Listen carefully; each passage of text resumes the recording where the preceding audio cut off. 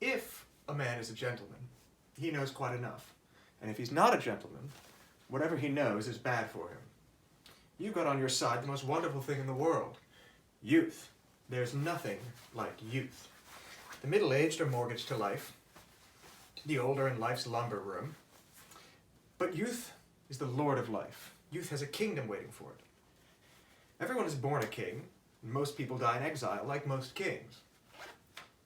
To win back my youth, there's nothing I wouldn't do, except take exercise, or get up early, be a useful member of the community. To be modern is the only thing worth being nowadays. You want to be modern, don't you? You want to know life as it really is, not to be put off with any old-fashioned theories about life. Well, what you have to do at present is simply to fit yourself to the best society. A man who can dominate a dinner table can dominate the world.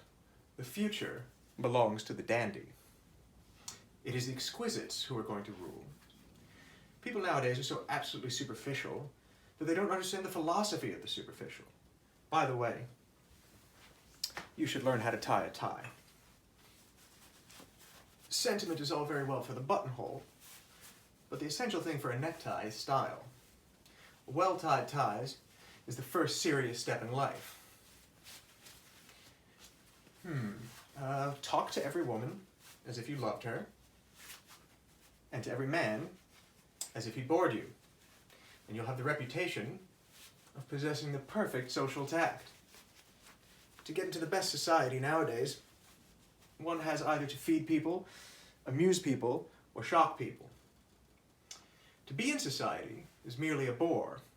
To be out of it is simply a tragedy. Society is a necessary thing. No man has any real success in this world unless he's got women to back him, and women rule society. If you've not got women on your side, you're quite over. Just might as well be a barrister or a stockbroker or a journalist at once. Women are pictures. Men are problems. If you want to know what a woman really means, which, by the way, is a very dangerous thing to do, look at her, don't listen to her. Women represent the triumph of matter over mind, just as men represent the triumph of mind over morals. The history of women is the history of the worst form of tyranny the world has ever known. It's the tyranny of the weak over the strong. It's the only tyranny that lasts. Women are a fascinatingly willful sex. Every woman is a rebel, usually in revolt against herself.